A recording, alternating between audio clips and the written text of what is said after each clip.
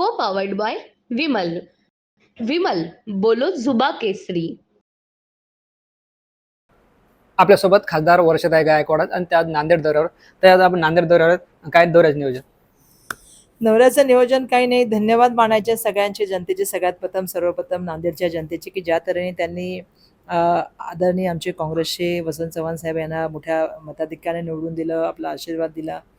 आणि पूर्ण महाराष्ट्रामध्ये तुम्ही बघितलं असेल, महाविकास आघाडीचे जे आहे, स्पेसिफिकली मराठवाड्यात तर जास्त खासदार निवडून आले. त्यामुळे सगळ्यांचे धन्यवाद मानायचे. मी कौटुंबिक कार्यक्रमानिमित्त इथे आलेली आहे आणि सातत्याने मी नांदेडमध्ये येत असते, कारण माझी सासूरवाडी नांदेडमध्ये असल्यामुळे त्या ठिकाणी येणं असतं. आणि नांदेडशी माझे वेगळे ऋणानुबंध आहेत, कारण माझे वडीलसुद्धा या ठिकाणी आपल्या प्रचाराच्यासाठी यायचे, आदरणीय शंकरराव चव्हाण साहेबांच्या. मधल्या काळामध्ये मी सुद्धा खूप वेळा यायचे. ज्या वेळेला नगरपालिकेच्या निवडणुका असायच्या त्यावेळी मी या ठिकाणी प्रचाराला यायचे. नांदेडचं माझं वेगळं नातं आहे आणि नांदेडच्या बाजूलाच हिंगोली आहे आणि परभणी आहे. त्यामुळे हिंगोलीमध्ये मी पालकमंत्री म्हणून काम केलेलं आहे आणि परभणीचे संपर्क मंत्री म्हणून मी काम केले. त्यामुळे सातत्याने मराठवाड्याशी माझा संपर्क आहे. तर आपण हिंगोलीचा विषय काढला म्हणून विचारतो. राजूभाऊ सातव गेले, त्यानंतर जे आहे ते काँग्रेसमध्ये हिंगोलीची वाताहत झाले चित्र पाहायला मिळतं. पुन्हा एकदा काँग्रेसला बळकटी करण्यासाठी आपण काय प्रयत्न करणार का?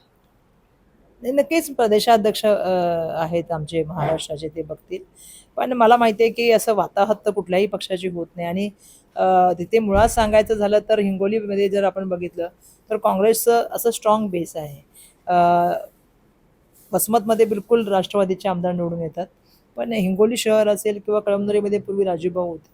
दुर्दैवाने त्यांच्या जाण्याने पक्षाचं नक्कीच मोठं नुकसान झालेलं आहे, कारण एक विजनरी नेता, काम करणारा नेता, कार्यकर्त्यांचा नेता म्हणून त्यांची एक प्रतिमा होती. ते सातत्याने काम करत होते आणि ज्या तऱ्हेने आम्ही काम केलं, अजूनही मला वाटतं की काही नगरपालिका असतील, काही ठिकाणी जिल्हा परिषद सदस्य असतील, अजूनही काँग्रेस पक्षामध्ये काम करतात. त्यामुळे मला असं कधीच वाटत नाही की कुठलाही पक्ष संपतो म्हणून. पक्ष येणाऱ्या काळामध्ये पुन्हा त्याला बुलंदी मिळेल आणि आम्ही येणाऱ्या काळामध्ये चांगल्या तऱ्हेने काम करू आणि हिंगोलीमध्ये काँग्रेसला पुन्हा एकदा नवचैतन्य निर्माण करून देऊ. काँग्रेसचे नेते आशुराव चव्हाण भाजपात गेले, मात्र असं असलं तरी जे ते पुन्हा नांदेडकरांनी काँग्रेसला पसंती दिली. म्हणजे त्यांच्या भाजपात जाऊन भाजपाला फायदा झाला की तोटा झाला, काय समजावं? त्याचं आत्मचिंतन त्यांनी स्वतः करावं की त्यांच्या जाण्याने फायदा झाला का तोटा झाला. मी तर त्याचं आत्मचिंतन नाही करू शकत. आत्मचिंतन त्यांनी स्वतः करावं. पण मी एवढं सांगू इच्छिते की यावेळेचं इलेक्शन आहे ते जनतेने पूर्ण हातात घेतलं होतं आणि जनतेने यावेळी ठरवलं होतं की जे जसं मी सुरुवातीला पण सांगितलं की जे स्वार्थासाठी गेले, जे सरकारी यंत्रणांच्या दबावाखाली गेले, जे काही पैशाच्या आमिषा पोटी गेले, त्यांना यावेळी घरी बसवायचं. कारण हे राजकारण जनतेला मान्य नाही. बघा, जनता जी मतदान करते ना, ती पक्षनिष्ठेला करते आणि विचारधारेला करते. दुर्दैवाने लोकांना असं वाटायला लागलं की आम्ही ज्या सांगू तिथे जनता जाऊ मतदान करेल, आम्ही जिकडे जाऊ तिकडे जनता मतदान करेल, असं नाही आहे. जनतेने यावेळी ठरवलं होतं की यावेळी आम्हाला कोणाला मतदान करायचं आहे आणि देशाचं संरक्षण करण्याच्या दृष्टिकोनातून संविधान किती महत्त्वाचं आहे आणि ज्यांना संविधानावर घाला घालण्याच्या गोष्टी बोलत आहेत. सातत्याने आपण बघितलं असेल की मूलभूत विषय सोडून जातीचे विषय निर्माण करणं, समाजामध्ये तुम्ही सुद्धा महाराष्ट्रामध्ये आहात, मी सुद्धा महाराष्ट्राच्या राजकारणामध्ये, जेवढं सामाजिक तेढ या मधल्या काळात झालं किंवा जेवढं जातीचं राजकारण केंद्र सरकार किंवा सरकार म्हणजे भाजपाच्या वतीने झालं, याचा लोकांना पसंत नाही. लोकांना मूलभूत प्रश्नाबद्दल बोललं पाहिजे, शेतकऱ्यांना त्यांच्या केलेल्या मालाबद्दल, भावदराबद्दल बोललं पाहिजे, कांद्याच्या त्या संदर्भामध्ये जर आपण बघितलं आयात संदर्भात बोललं पाहिजे, निर्यात संदर्भात बोललं पाहिजे. मूलभूत प्रश्न सगळे सोडायचे आणि इतर प्रश्नांना हात घालायचा. म्हणजे आम्ही मुंबईमधले लोक तेच म्हणतो की आम्हाला मुंबईला काय पाहिजे ते नाही बोलायचं, कुठेतरी बोलायचं. प्रत्येक गोष्टीला एका जातीवाचक घेऊन जायचं आणि जातीवर राजकारण करायचं, हे लोकांना पसंत नाही.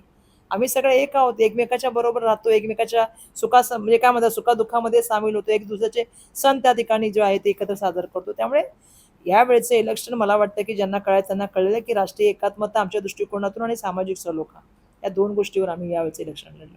आणि मी स्वतः लढले तर मला माहिती आहे, मी स्वतःच त्यावेळी व्हिडिओ बनवला होता की लोक 4.5 घंटे महिला उभ्या होत्या लाईनमध्ये, लहान लहान मुलांना घेऊन.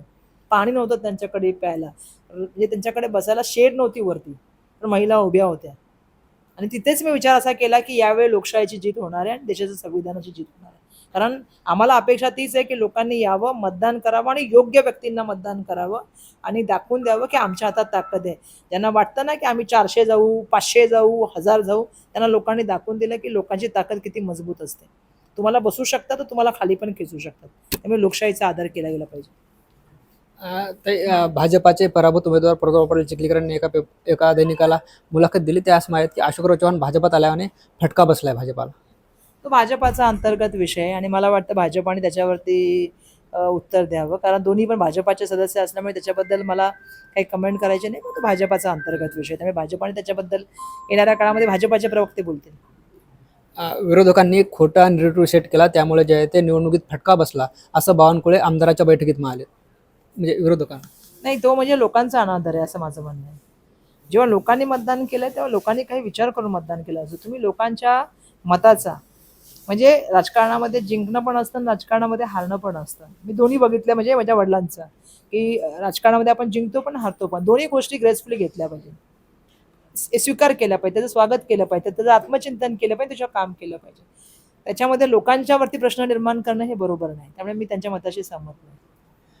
छगन भुजबळ असं म्हणतात की मी पक्षात ज्येष्ठ असून माझा 2 वेळेस अपमान केला, लोकसभेलाही तिकीट दिलं नाही, त्याचबरोबर राज्यसभेला इच्छुक असतानाही मला संधी दिली नाही. हे राष्ट्रवादीतली खतखत पाहायला मिळते का अजित पवार गटात? मला प्रश्न असा पडतो की तुम्ही मलाही प्रश्न का, ते त्यांच्या पक्षांतर्गत प्रश्न आहेत आणि मला असं वाटतं की त्यांच्या पक्षामधले हे प्रश्न आहेत आणि त्याच्याबरोबर आता काही महाविकास आघाडी ज्या तऱ्हेने घोडदौड करते, कुठेतरी त्यांच्या पायाखालची जमीन सरकलेली आहे आणि त्यांना दिसते की त्यांचा येणाऱ्या काळामध्ये विधानसभेमध्ये पराभव वाटेल आहे. त्यामुळे कदाचित त्या सगळ्या मुवमेंट होत असतील.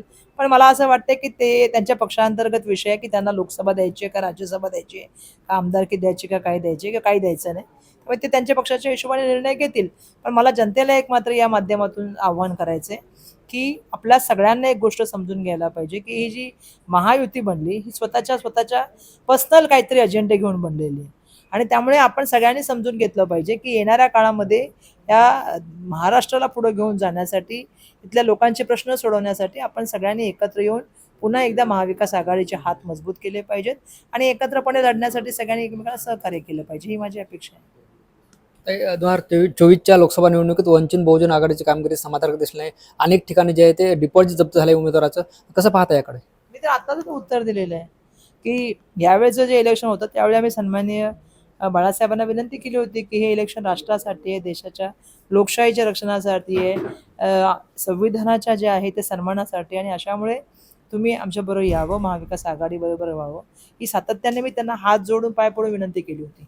आणि त्यावेळी तुम्ही माझे व्हिडिओ पण बघा, मी त्यावेळी हेच बोलले होते की साहेब यावेळचं इलेक्शन खूप महत्त्वाचं इलेक्शन आहे, कारण नाहीतर अशी परिस्थिती या देशामध्ये येईल की या देशामधली लोकशाही जी आहे ते संपुष्टात करण्याचा काही लोकांचा डाव आहे. मी त्यांना नेहमी सांगत होते की साहेब एक तर लोकशाही आणि एक देशाचं संविधान आहे, दुसऱ्या शाळेला मनुवाद आहे. त्या ठिकाणी हेडेवार आणि गोळवणकरांचे विचार आहे. आपल्याला निवडायचं आहे की आपल्याला काय पाहिजे, आणि म्हणून मला असं वाटतं की त्यांनी त्यावेळेला असेल किंवा नंतरच्या काळामध्ये, असं मी सुरुवातीपासून सांगते की ते बिलकुल त्यांच्याबद्दल आम्हाला सन्मान आहे, त्यांचा आमच्याबद्दल आम्हाला आदर आहे, कारण ते बाबासाहेबांचे नातू आहेत.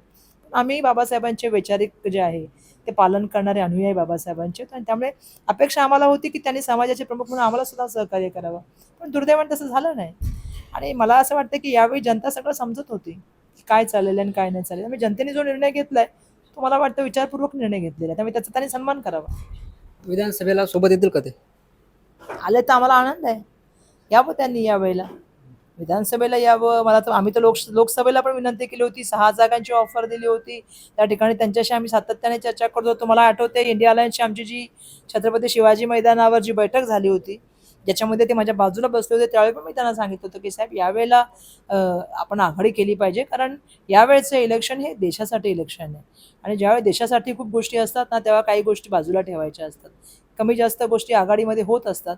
परंतु उद्देश जर मोठा असेल तर काही गोष्टींना आपण स्वतः पण त्याग करायचा असतो. त्यामुळे मला अपेक्षा आहे की येणाऱ्या काळामध्ये त्यांना या माध्यमातून पुढे समजेल आणि ते आघाडीवर येतील.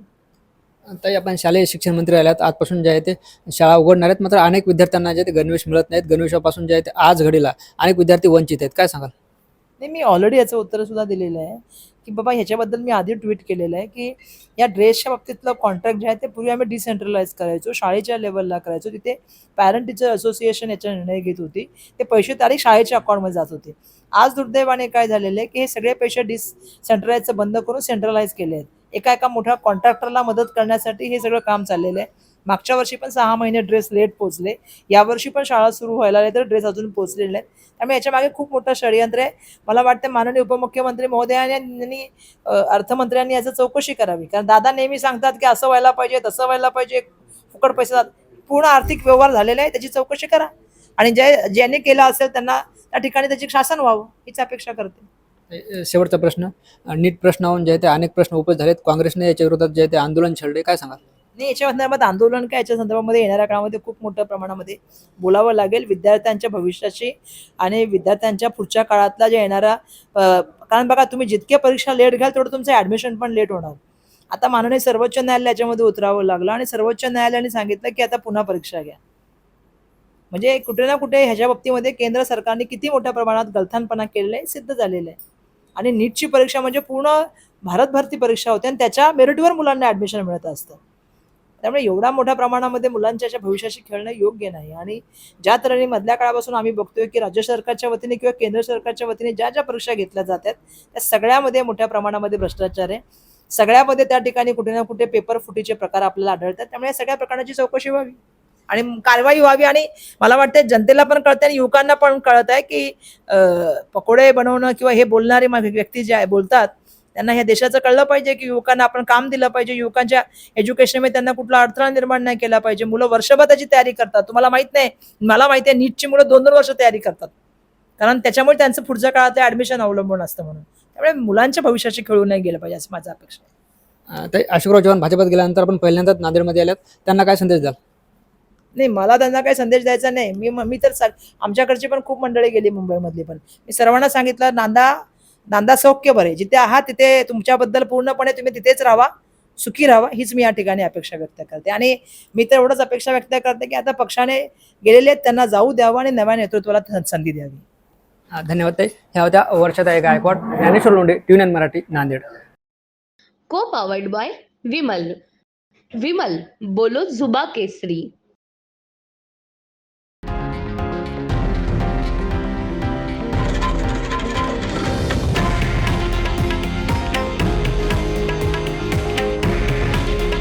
हे आहे देशातील नंबर 1 न्यूज नेटवर्क आणि आपण पाहत आहात TV9 मराठी. काळजी तुमची, हित महाराष्ट्राचं.